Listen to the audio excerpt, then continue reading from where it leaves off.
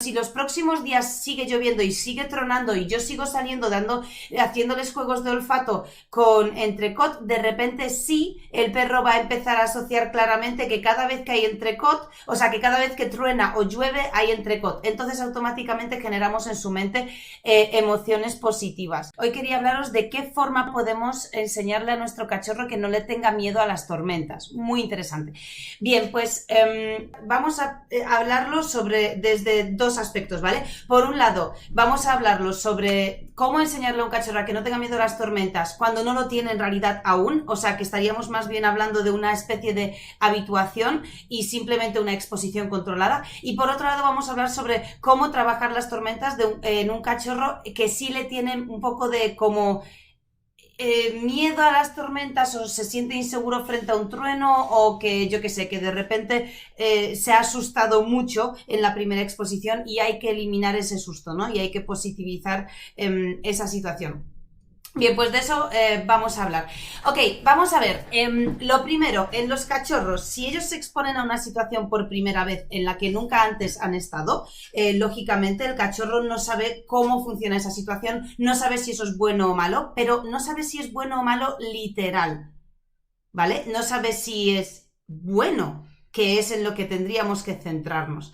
Bien, pues vamos a ver cómo positivizar esto en caso de que la tormenta para él sea neutra. Imaginaros que no reacciona negativamente, que no se ha asustado, que no le da miedo a la tormenta. Lo que podemos hacer es añadir allí algo de un estímulo positivo para que de repente el perro diga, wow, no hay o sea, esto es nuevo para mí, no sé si es bueno o malo, pero encima está sonando y de repente ha salido mi humano, de repente esto es guay, de repente esto es interesante, ¿no? Y encima sale con un trozo de chuche o con un trozo de algo. Tenemos dos formas de trabajar con nuestro perro. Hoy, ¿qué ha pasado? Hoy hemos estado, pues yo he estado en este caso en el baño ya secándome el perro y de repente ha sonado un trueno y de repente ha empezado a llover y yo, ¡corre, Pablo! Y Pablo desde abajo, Anika, baja rápido que hay que grabar con el cachorro que tenemos que trabajar las tormentas que acaba de sonar, ¿vale? Nos ha pillado el toro y por suerte hoy hemos comido entrecot, así que por suerte teníamos en la nevera entrecot cortado, ¿vale? Entonces, ¿qué ha pasado? Que el cachorro jamás en su vida ha comido entrecot, nunca. ¿Qué ha pasado? Que de repente ha empezado a llover y ha empezado a tronar y yo he salido con entrecot a hacer juegos de olfato. Bien, ¿qué se ha llevado, qué experiencia o qué asociación se ha llevado el cachorro? Pues una muy clara, que es, esto ha sonado y de repente ha caído entrecot. Él no ha estado demasiado como pendiente de, o sea, todavía no ha asociado eso directamente. ¿Por qué? Porque solo ha ocurrido una vez. Pero si los próximos días sigue lloviendo y sigue tronando y yo sigo saliendo haciéndoles juegos de olfato con entrecot, de repente sí, el perro va a empezar a asociar claramente que cada vez que hay entrecot, o sea, que cada vez que truena o llueve hay entrecot. Entonces automáticamente generamos en su mente emociones positivas, ¿vale? Esto es súper chulo de saber. Y os recomiendo a todos que lo tengáis muy en cuenta siempre, ¿vale? Para enseñarle a nuestro perro cosas. Bien, por otro lado, dice Inma, nuestra actitud y su relación positiva. Sí, nuestra actitud es súper importante, pero con no estar alterados o no estar nerviosos o no estar histéricos en realidad es suficiente, porque la actitud nuestra es tan sencillo como estar tranquilos, es decir, una tormenta a nosotros no nos asusta a no ser que nosotros tengamos trauma. O sea, ahí sí que Inma estoy contigo, que muchas veces nos hemos topado con clientes o clientas que le tenían como mucho miedo a la tormenta y qué casualidad que el perro le tenía trauma a las tormentas. Entonces, claro, ¿cómo vas a trabajar con un perro, con un niño, con un amigo, un trauma a las tormentas cuando tú lo tienes, ¿no? Entonces, nada más sonar un trueno, haces... Si tú te pones nerviosa al escuchar un trueno, claro, el perro no sabe ni por dónde van los tiros, porque no comprende lo que es un trueno, porque probablemente lo escuche por primera vez cuando es cachorro, pero sí que relaciona automáticamente el sonido de un trueno con tu subida de adrenalina, con tu aceleración y con tu alteración. ¿Qué va a pasar? Evidentemente le estás dando a entender al perro una cosa muy clara, y es que eso que está sonando a ti te altera. Yo sé que este vídeo te gusta mucho, así que, ¿por qué no te suscribes?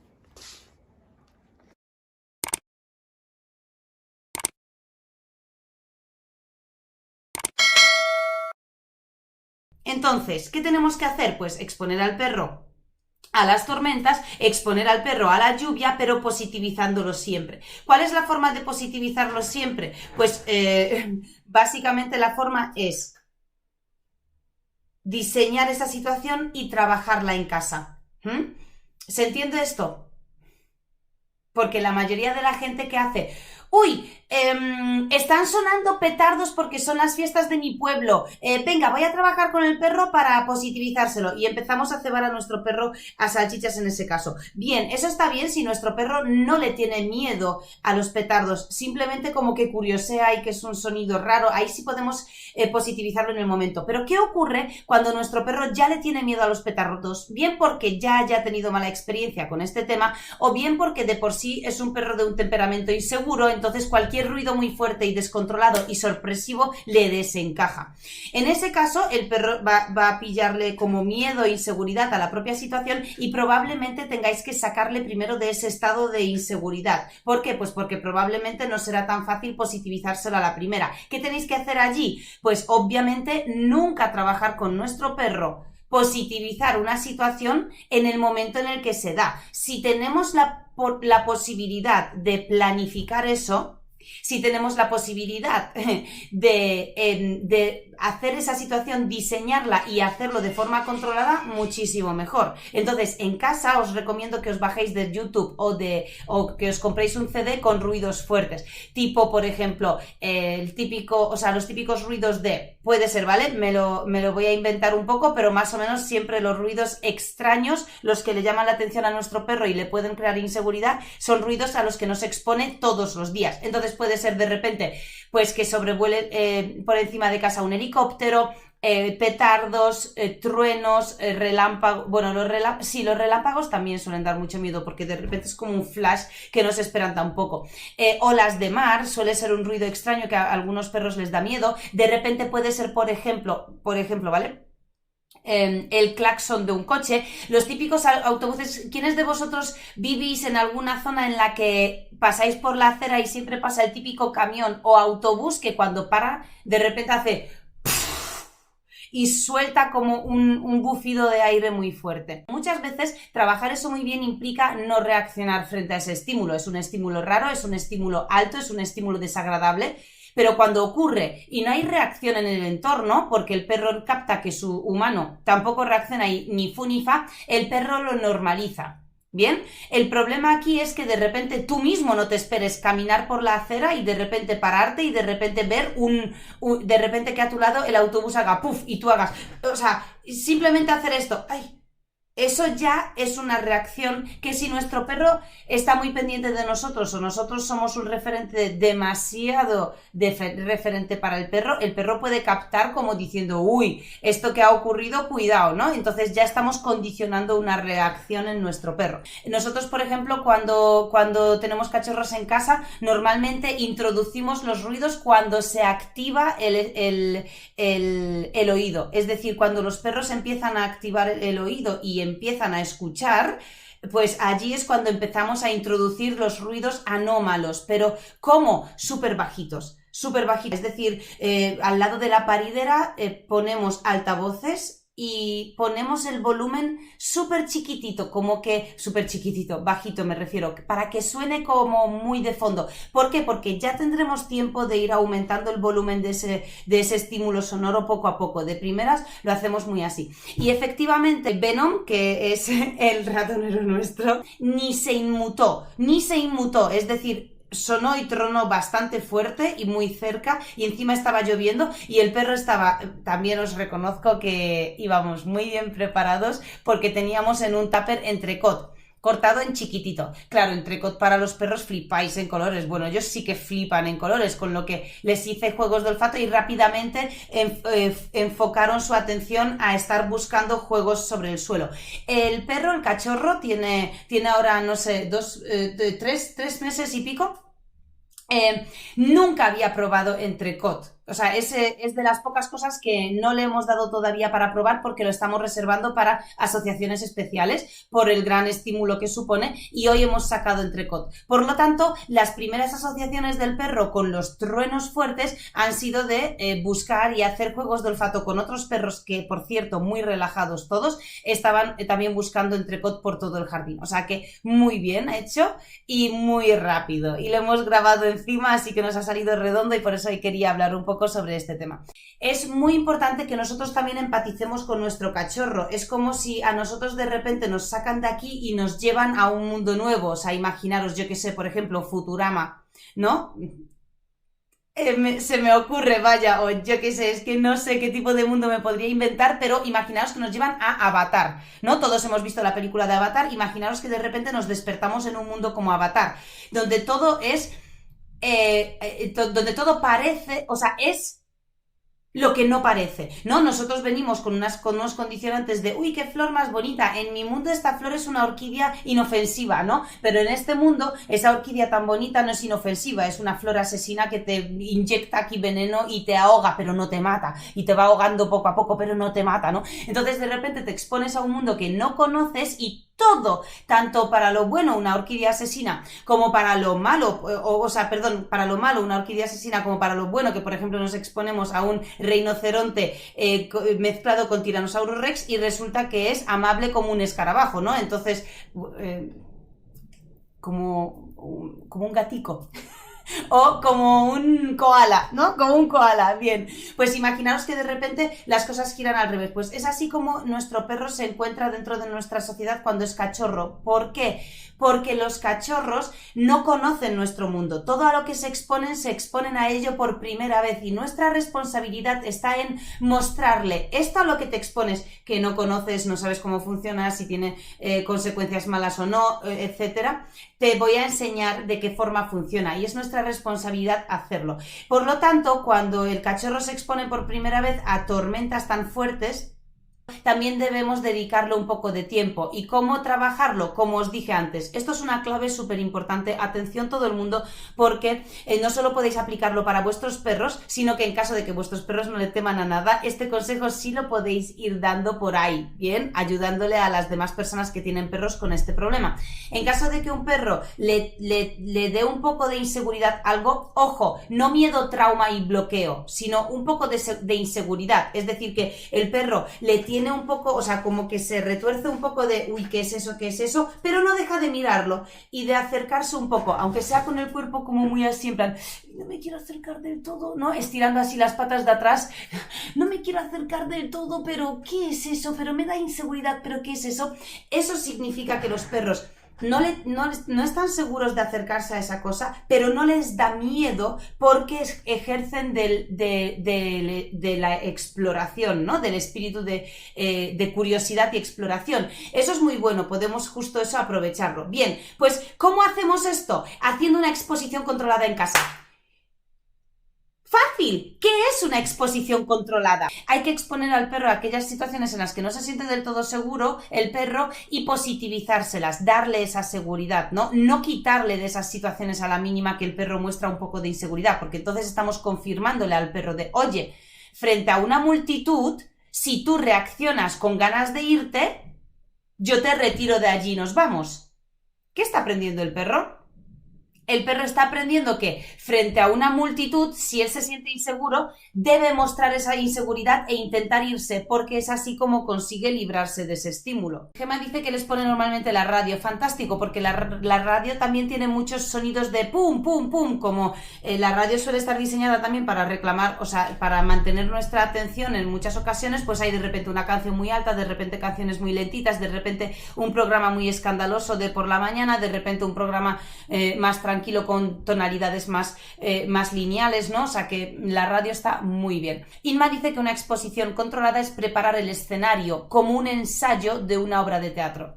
Me quedo con esa definición, Inma, me parece brutal, muchísimas gracias. Efectivamente, una exposición controlada es tener a nuestro perro bajo una situación que nosotros hemos diseñado, por lo tanto está controlada, y de esa forma podemos también con más facilidad reforzar el comportamiento de nuestro perro que sí nos interesa y obviar o intentar modificar o eliminar incluso aquel comportamiento que no nos interesa. Las exposiciones controladas prácticamente son imprescindibles para cualquier ser vivo para aprender algo. Por cierto, si tienes un cachorro que te muerde las manos sin parar como este y quieres empezar a educarle sin cometer ningún error, tengo una masterclass preparada para ti, gratuita, en la que vas a saber qué debes hacer en esta fase de vida de tu cachorro para tener a un adulto que se comporte así de bien como estos tres que ves delante. Pincha en este enlace y también te dejo un enlace en la descripción. Imaginaros los deportistas de élite. Cuando un deportista compite y está en un campeonato enfrentándose a sus rivales en esa competición, él tiene que ganar y la competición está siendo muy dura. Pero esa persona no se expone por primera vez en su vida a ese campeonato. No es la primera vez que hace esos movimientos, ni que hace esa actividad, ni que hace ese ejercicio con el cuerpo. No es la primera vez. De hecho, podríamos decir que el entrenamiento no es tanto una exposición controlada como, por ejemplo, los simulacros. Es decir, vamos a hacer una prueba, por ejemplo, vamos a decir, yo que sé, un deporte así muy conocido, gimnasia rítmica, ¿vale? Vamos a ver, los entrenamientos es ejercer cada músculo por separado y cada movimiento por separado, los trozos del acorio pues en diferentes días y todo eso, y una exposición controlada sería cuando la entrenadora dice, vale, vamos a hacer la coreografía entera y voy a puntuaros como si estuvieseis en el campeonato a todas. Entonces ella crea ficticiamente una competición entre todas las chicas. Entonces, ¿qué pasa en una exposición controlada? Que todo está controlado, ¿vale? Estamos en un entorno controlado que, por ejemplo, puede ser nuestra casa. Estamos con el estímulo controlado, que puede ser unas pistas de audio que previamente tenemos descargadas desde YouTube, que tenemos allí puestas y preparadas. Puede ser el volumen, que lo tenemos también controlado, porque sabemos a partir de qué volumen, por ejemplo, tenemos 100 de volumen. Yo ya sé que mi perro a partir del 20 empieza a mirar como hacia todas partes a ver de dónde viene. Bien, pues empieza a trabajar desde el 15, ¿no? Y tengo eso controlado. Tengo controlado que al 15 mi perro no reacciona. Y también tengo controlado qué tipo de premio le gusta a mi perro. ¿Qué le gusta? Le gusta la salchicha, le gusta el entrecot, le gusta el pienso, le gusta el pan, el queso, los garbanzos, los frutos secos, las frutas. ¿Qué es lo que le gusta a mi perro para que yo pueda trabajar con él este ejercicio? Y sobre todo, si le gusta al perro la comida o prefiere jugar conmigo a través de una interacción con un juguete. ¿Cuál es la diferencia entre positivizar una situación y habituar? Esta pregunta es buena, Os estoy haciendo aquí cosas. ¿Cuál es la diferencia entre habituar al perro a una situación o positivizar esa situación? ¿Cuál sería la diferencia en realidad? ¿Cuál? Esto es súper importante porque son dos cosas distintas y las podemos utilizar, de hecho, algunas para unas cosas y otras no. Otras no podemos. Inma, por ejemplo, nos dice que a mi perro lo que más le gusta soy yo. Bien, ahí puede haber un inicio de dependencia emocional, un inicio de hiperapego. En ese caso, tú no puedes habituar al perro contigo presente a algo, porque el perro solo está pendiente de ti y entonces depende su reacción de tus movimientos. Sin embargo, sí puedes positivizar muy bien las cosas, porque si tú estás en una situación pasándotelo muy bien, jugando con el perro, haciendo como carantoñas y tonalidades con la voz muy estimulantes, entonces si al perro le intimida un pelín una situación, tú fácilmente contigo misma puedes positivizar esa situación. Pero positivizar no es lo mismo que habituar. Pongamos que somos personas que vivimos cerca de un aeropuerto y durante las 2 primeras semanas pasan aviones por encima. Las 2 primeras semanas siempre decimos ya está otra vez el avión. Si es que suena todo el rato, no para de sonar. Bien, a los 2 meses viene un invitado a casa a tomar café y de repente pasa un avión, ¿no? Entonces ese invitado nos dice, qué cerca y cómo se escuchan los aviones, ¿no? Aquí en el aeropuerto. Y tú, pues mira, ya no los oigo, ni me doy cuenta de que pasan porque me he acostumbrado tanto que ya ni los escucho. Eso es una habituación. Simplemente obvias ese estímulo porque estás habituado a verlo, a exponerte a él, y tu respuesta es neutra, es indiferente, es decir, estás habituado, ahí está, ¿bien? Y por otro lado, la positivización sería, si vamos a vivir cerca de un aeropuerto, las 2 primeras semanas escuchamos el avión y cada vez que escuchamos el avión viene el vecino y nos suelta 50 euros. Suena el avión, abre la puerta, o sea, desliza el vecino por debajo de la puerta, 50 euros. ¿Y tú? Maravilloso. Bien, ¿qué está pasando? Que el vecino está condicionando nuestra reacción al sonido del avión con emociones muy positivas. ¿Bien? Entonces, cuando pasen 2 meses y invitemos a alguien a casa a tomar café, cuando suene un avión, no solo lo vamos a escuchar, sino que vamos a decirle a nuestro invitado dice, uy, que cerca está el aeropuerto, sí que se escuchan mucho los aviones, y tú le vas a decir, ¡buah, me encanta! Y no solo eso, espérate, y automáticamente giras la cabeza hacia la puerta diciendo, ahora van a venir por ahí 50 pavos, ¿no? Eso es positivizar un estímulo. Bien, ¿se ha entendido la diferencia? Me refiero, a nivel de estrategia de educación, hay algunas cosas en las que conviene más la habituación y otras cosas en las que conviene más la positivización, ¿vale? Y yo también preferiría los 50 euros, ¿vale? Todos queremos un vecino así.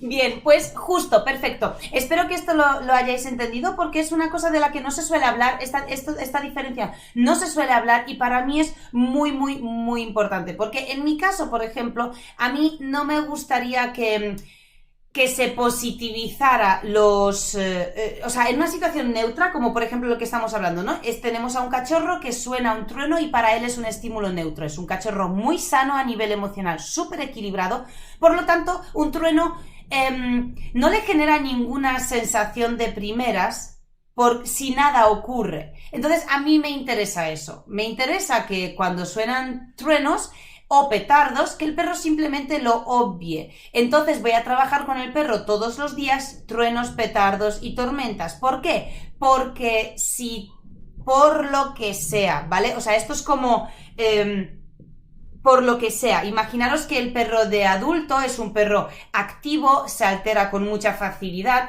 es un mechero, una chispa.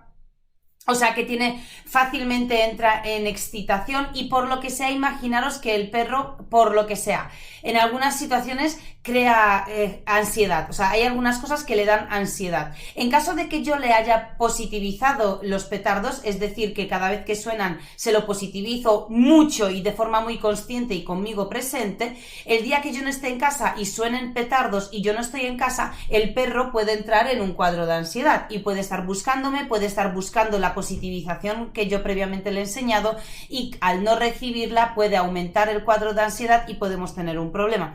Bien, no es necesario que ocurra esto, pero sí existe la posibilidad. Entonces, en ese caso, pues para mí los petardos me gusta más que se habitúen. Pero en mi caso, la habituación la inicio con una positivización, porque empiezo con positivización, o sea, empiezo con que para el cachorro los truenos no significan nada, es como...